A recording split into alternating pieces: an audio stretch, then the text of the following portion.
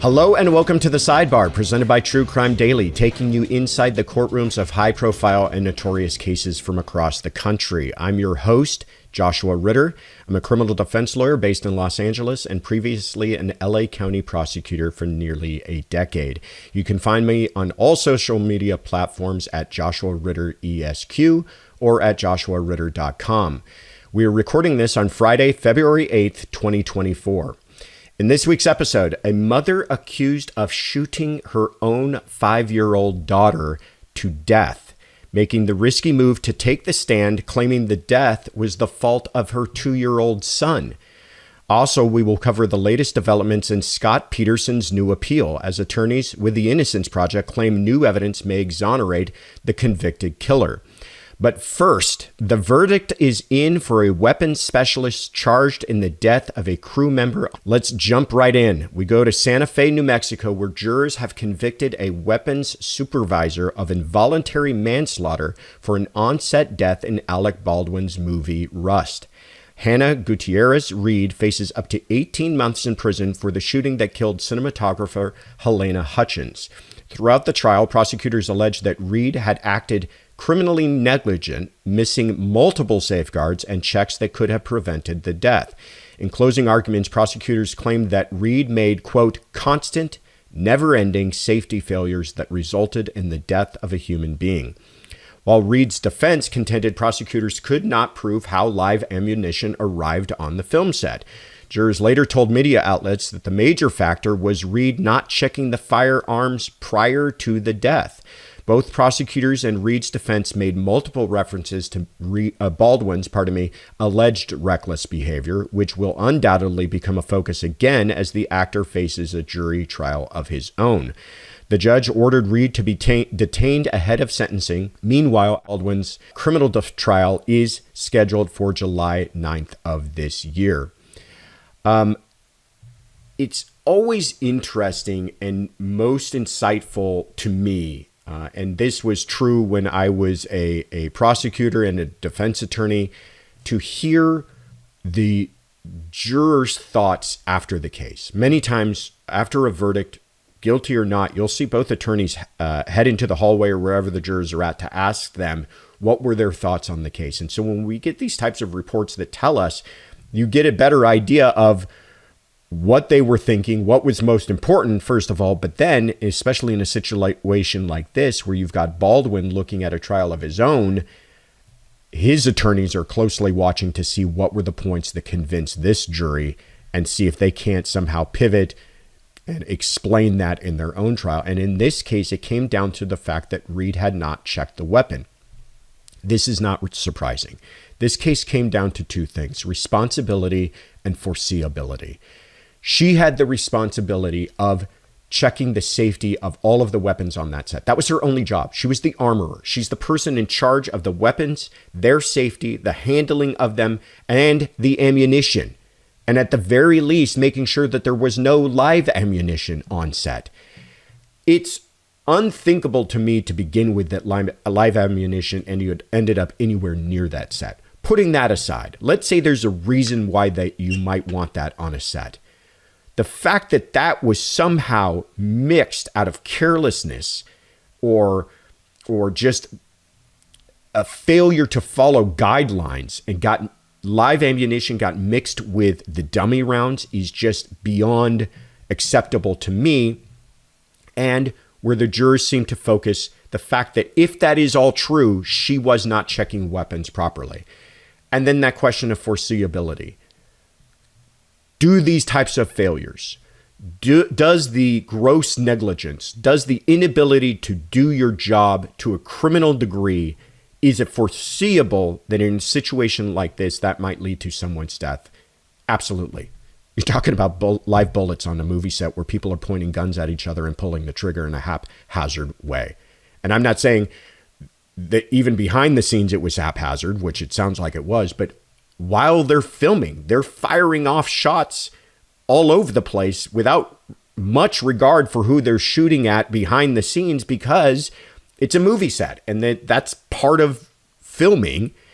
And the fact that you would It's not the fact that you would think, it's the fact that she should have known her carelessness in a situation like that could lead to someone's harm or death. What takeaways, though, can Baldwin and his team have from this? I don't think that they are pleased with this result. I think a acquittal probably would have been more encouraging to them in their position for perhaps negotiating something beforehand. But honestly, I think there's a way for them to lean into this because their defense is going to be that she's responsible as well. The Gutierrez Reed is the person who the buck stops with her. She's the person tasked with making sure that that gun is safe at all times. And she failed in that regard. And that doesn't mean Baldwin should be held responsible. The other thing I would be doing if I were Baldwin's defense team is I would literally be going about finding out how many times he had ever been handed a gun on every movie he's ever done in his entire career. That's got to be in the hundreds. This man has had a long career. How many times was he handed a gun on that set alone? And just talk about how every single time there is the expectation that that gun is safe. Now, yes, was he told it was safe? Was he not told it was safe? Regardless if he was told it was safe or not, should he have checked himself? All of those are good questions. But that is a big point to make as far as his own culpability to say that he believes those guns are safe when he's handed one on set. That being said, there's this video. And in this video, you can see that Baldwin is far more involved in how that set is run than we once may have realized. He's directing people. He's telling them, let's quick do another take, reload the weapon. Let's do it quick. He's acting as if the director in that short snippet that we've been able to view.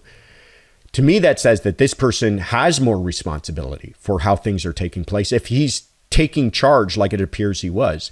And the other thing is to see the cavalier manner in which he's handling that weapon during that video clip. It's as if he's using it to direct others with a gun.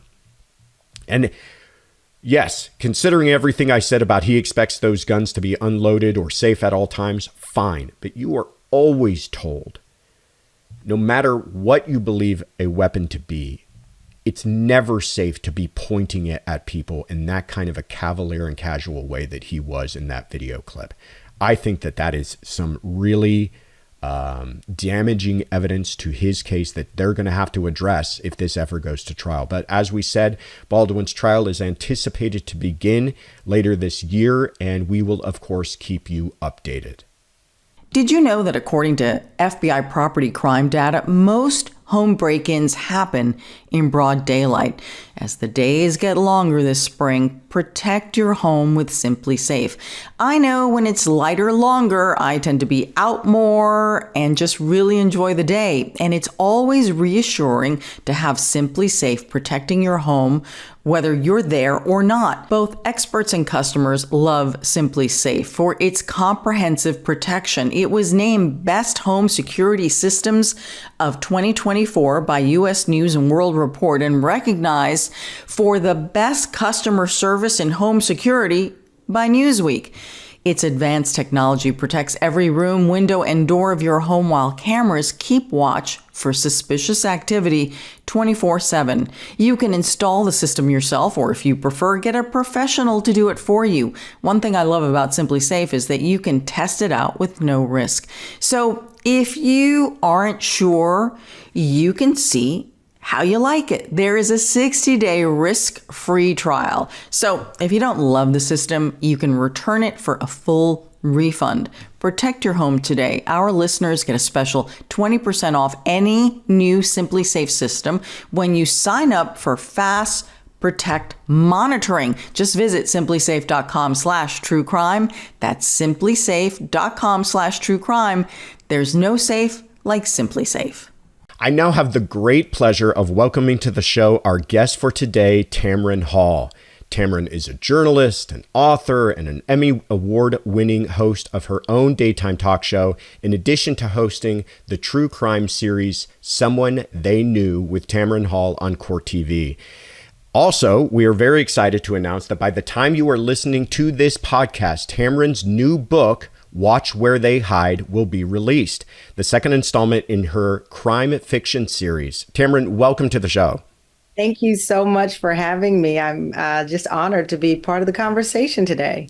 Oh, thank you. We've been looking forward to this, especially because you've got this new book coming out. Can you tell us a little bit about the book?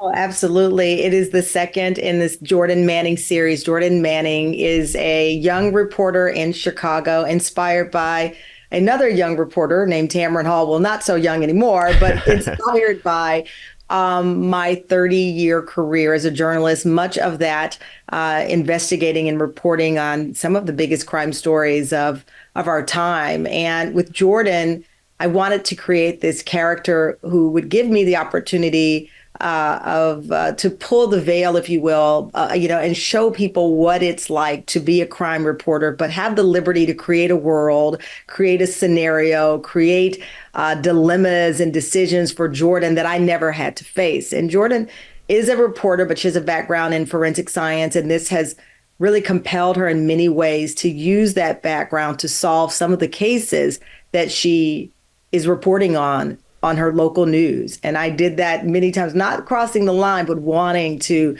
do more, standing in front of a crime scene and feeling as if, that role of the reporter wasn't enough for me, wanting to really get in and get my hands, dirty, if you will, to do the grunt work, to help bring justice and bring closure, if you will, a word that I'm not big on, but bring some type of peace to families. So we see Jordan willing to put her life on the line, put herself and her job in harm's way to give justice to a family. And this second installation, she's investigating the disappearance of a mother of two in Indiana, and what Jordan is willing to do to find what happened to her. Is, I think, I'm excited for the world to read.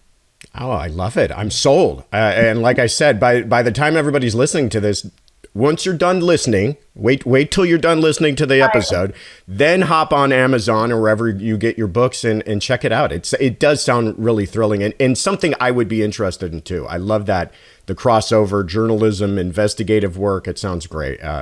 Thank you again for sharing that with us. So let's just jump in then to the cases that we're talking about today. First, out of Knoxville, Tennessee, trial continues for a mother charged with fatally shooting her 5-year-old daughter. Robin Howington faces 6 counts, including felony murder and the death of her daughter, Destiny Oliver, which Howington contends was a tragic accident. Prosecutors have largely focused on inconsistencies in Howington's account of the child's death. Law enforcement officials who interrogated Howington testified that the mother told numerous lies to law enforcement, implicating multiple suspects in Destiny's fatal shooting. Howington opted to take the stand in her own defense, identifying, get this, her then 2-year-old son, Gavin Oliver, as the shooter in the incident. In her tearful account, the mother claimed that she only lied to investigators to protect the young boy. According to testimony from a forensic expert with Tennessee's Bureau of Investigation, it would have been possible for a child to pull the trigger in, quote, certain conditions if the gun was left loaded with the safety off.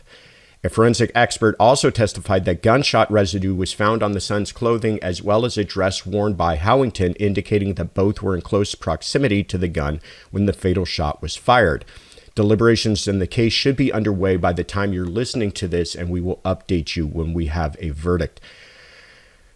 Tamron, a 2-year-old? She's claiming a 2-year-old is the person who pulled the trigger here. Now, my question is, this is obviously nightmarish. That is awful. But according to the forensic experts, it's also possible. How do you think this will play with jurors?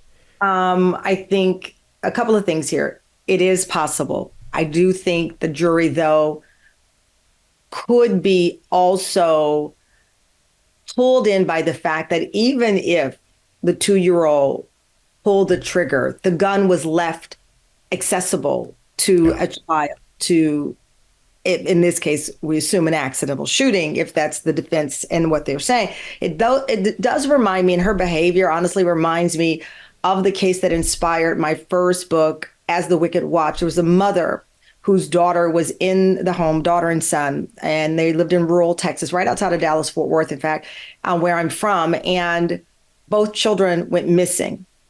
She told a series of lies. I don't know what happened. I wasn't at home. All of these things. It turned out the man she was seeing kidnapped both of the children. She knew this and lied repeatedly to authorities to cover up, hoping, I believe, that he was going to bring them back. The boy was found in just his underwear in a cemetery wandering, and said when the authorities found him, kill Bobby Wood. Instantly, they knew Bobby Wood was the boyfriend of the mother. The daughter was found. It is still one of the hardest cases for me to talk about. He killed the daughter, and police believe that there was so much precious time lost on the mother lying. She was charged. Bobby Wood was sentenced to death. She was charged. And the prosecutors in this case, just the level of distrust, the level of betrayal of a child in this case was riveting, and a landmark case, by the way, because the mother was also charged. She never done anything. She was madly in love with this man, so much so that she was willing to lie and delay for whatever reason. And it was one of those love string things that's still bizarre to me to this day. So I think in this case, you have jurors who are listening to a mother, on one hand, who would want to protect their child. There's an accident potentially here, 2-year-old, and you are trying to save your child, but what would he be charged with? That doesn't make sense. Yeah. Right? I think, what is a 2-year-old, an accidental shooting?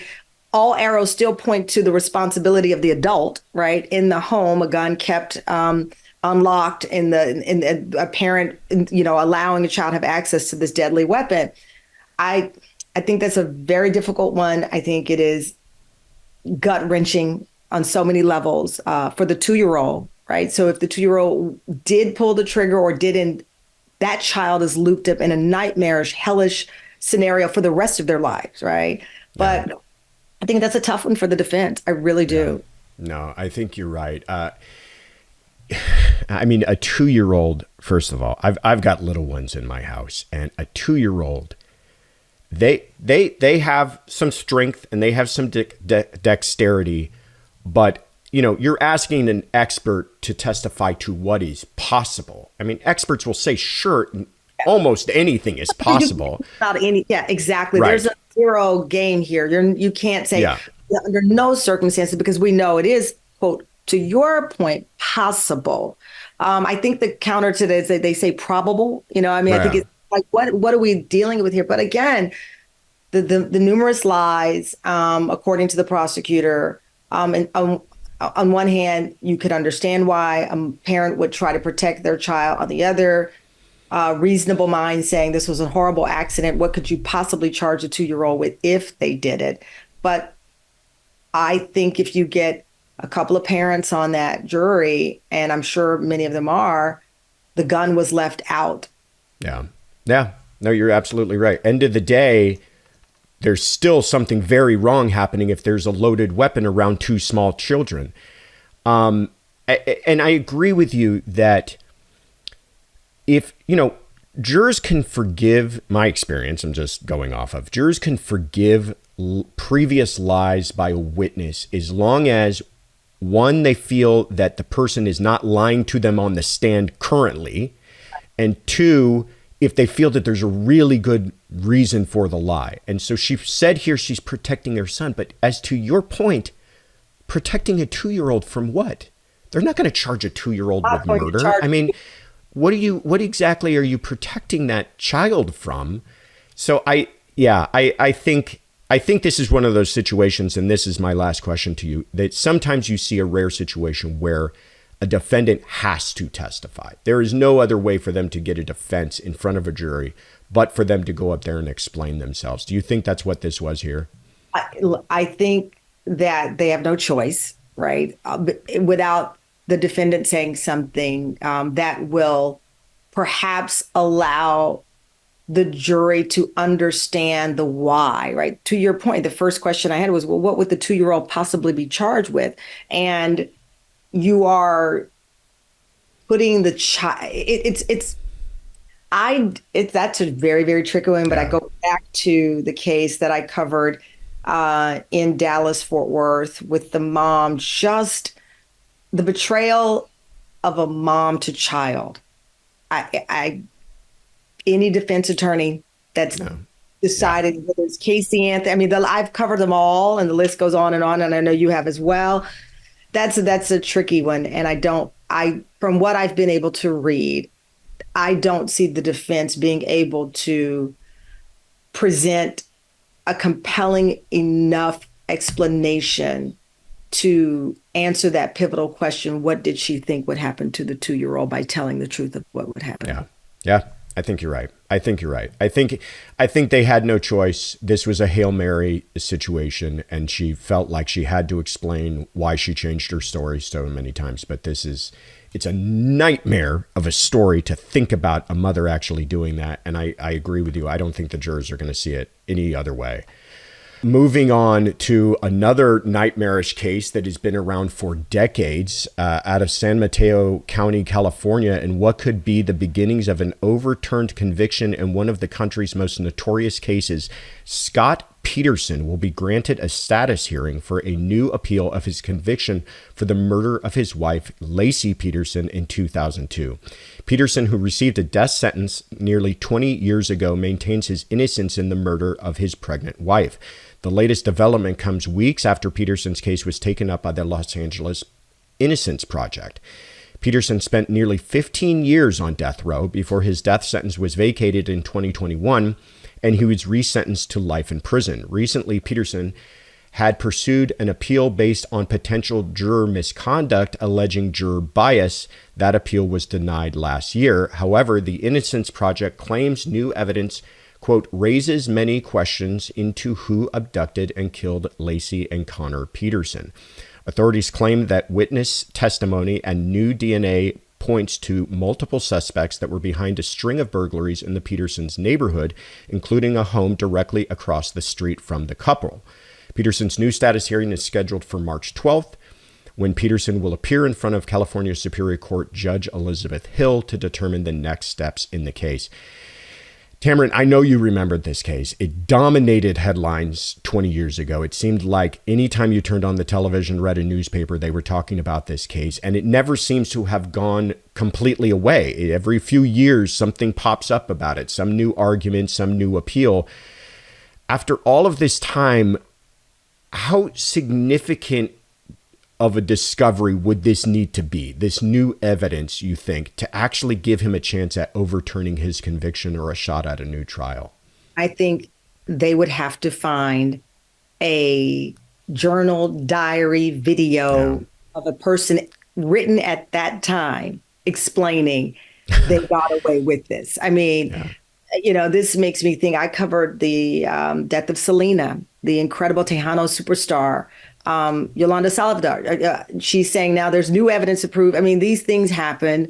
I think it's the most interesting part of this is not Scott Peterson saying that he's innocent. It's the Innocence Project taking on the case. Yeah, talk to me about that, because they have a fairly good success record. Yeah.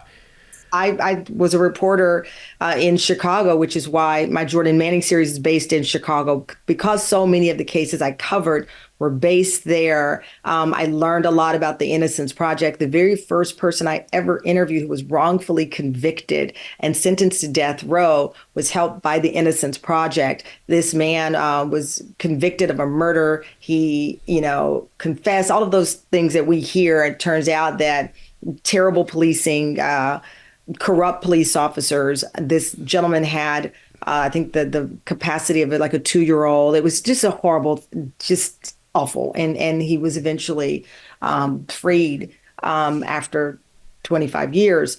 But I think, the Innocence Project, that's why the headline caught my eye. If this were just Scott Peterson saying, I'm actually innocent, I did not kill Lacey, I would not have bothered to read the headline, to be very honest with you. But the Innocence Project I cannot imagine that what they are prepared to present is minor. Now, does Yeah. it change things? I don't know.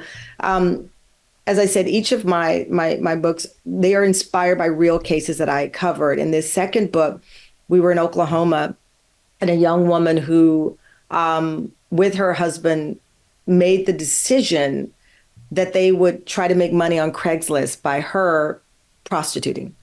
And she replied to someone on Craigslist, unbeknownst to her.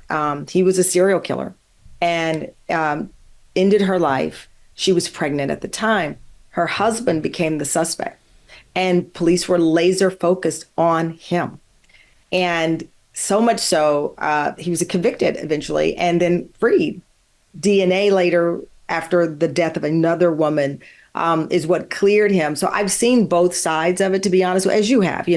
I've seen where investigators become laser focused and they cannot shake the fact that we know what 70% of women who are the victims of a violent crime, it's a man in their life, an individual that they've either been in a relationship with or come in contact with. So the minute you have a case involving a woman, you're going to look at the people most immediate, the men most immediate in her life. My sister's death, for example, is an unsolved crime.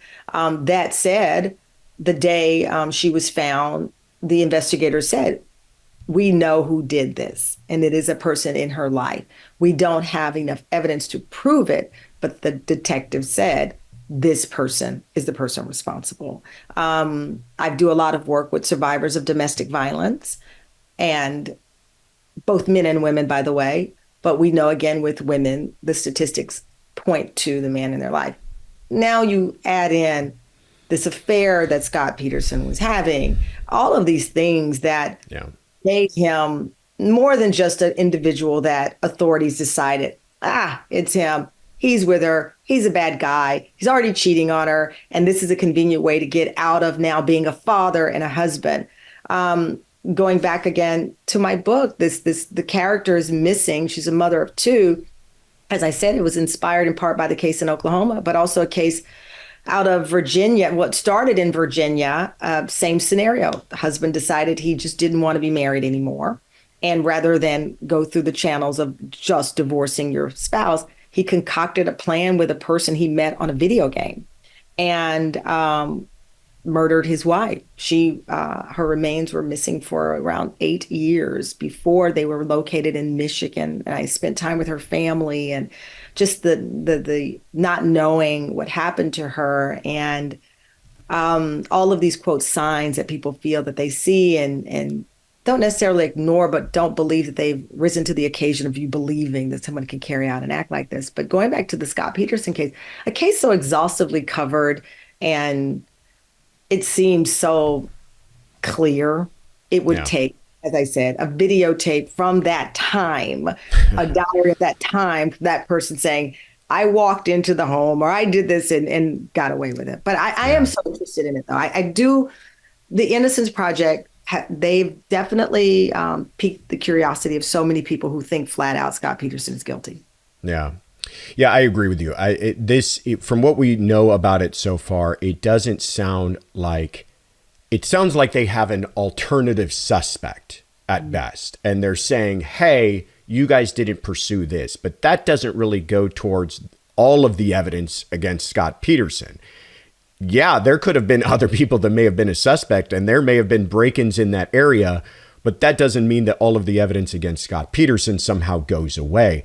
But I also agree with you that the Innocence Project they've got limited resources. They're not just taking up every single case, and they certainly don't seem to be the type of group that just goes after the headline cases. Right. So I don't think this is some sort of publicity effort on their part. I think they think there's some merit to these arguments. Now, whether or not those will carry the day, we shall see. But I wanted to ask you one last thing on this, because of your involvement and efforts with victims and their families and staying in touch with them. How does the Peterson the family of Lacey, them, 20 years, and they can't ever seem to put this behind them and gain. I hope they've gained some closure, but now it just, are they opening new wounds every time something like this comes up? Sure. I'm sure that case, to your point, captivated the world. I mean, you have a young woman, and I can close my eyes and vividly see the video and pictures of her, and knowing that she was excited about this beautiful chapter and what she thought their lives. It's gut wrenching, and that's why, again, I go back to the credibility in many ways of the Innocence Project is on the line in some way, right? We know that they're done great work, and what I mean by that is something that I'm always mindful of. Even, as I said with the book, I decided I needed for it to be fiction and have some bit of escape. So in this Jordan Manning character, you do see her go home and her complicated dating, like by night, she's crawling through bins and trying to solve this murder, but also juggling the life of a reporter. I needed that escape because, listen, these are real people. The 2-year-old we just talked about, this is a child who forever will know this story. I, for example, in my early reporting days, I always refused to say the death toll because I felt like that's a person. It's not but that's a human who won't celebrate a birthday, who won't go home. I did Deadline Crime for 6 seasons on Investigation Discovery, and I ended the show after the case in Oklahoma because I was pregnant myself at the time. And I remember being in the audio booth, reading that story and narrating the story and coming back from Oklahoma, and I was pregnant myself, and it was disorienting because you are talking about a real human. This is somebody's child. This is someone's loved one, and they won't, Lacey Peterson and her baby, to your point, would be in the 20s now. Yeah. And the family. Yeah. Wow. Yeah. Think about that. Think about that. Somebody in college at this point. College. Starting out first job. Yeah. And that's the family now of Lacey Peterson will have to now reflect on all of those missed holidays and family moments, from the consequential to the tiny. Yeah. That's what raises the bar. Yeah. That's what raises the bar of what you have and why now. It has to hopefully be of some great importance that it's worth, to your point, revisiting and reminding and just, this is not a word, but just it's re-injuring. Yeah. Opening those wounds that never close. You and I both know they never close, but it's a level of pain that they don't need to experience unless this is truly a monumental moment here. No, these people have been through quite enough. Well, we'll find out more next week. I mean, that hearing is set for like I said, later this month, and we'll get status. I don't know if we'll get any kind of decision anytime soon, but we will, of course, keep everyone updated to the developments on that case. But in the meantime, Tamron, that is our show. Thank you so much for coming on this week. First of all, tell us, where can people find out more about you, and then where can they find your new book?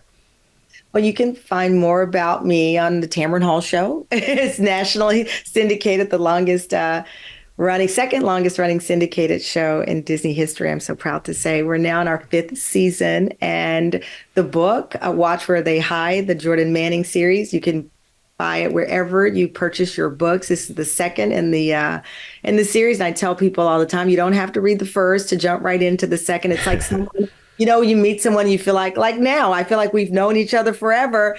You meet Jordan wherever you meet her, and I think you won't forget her. And this is an exciting turn for me. So wherever you buy your books. Oh, congratulations. I'm looking forward to reading it myself. In the meantime, I'm your host, Josh Ritter. You can find me on Instagram and Twitter at Joshua Ritter ESQ or at joshuaritter.com. You can find our Sidebar episodes wherever you get your podcasts, and we want to hear from you. If you've got questions or comments you'd like us to address, tweet us your questions with the hashtag TCD Sidebar. And thank you for joining us at the True Crime Daily Sidebar.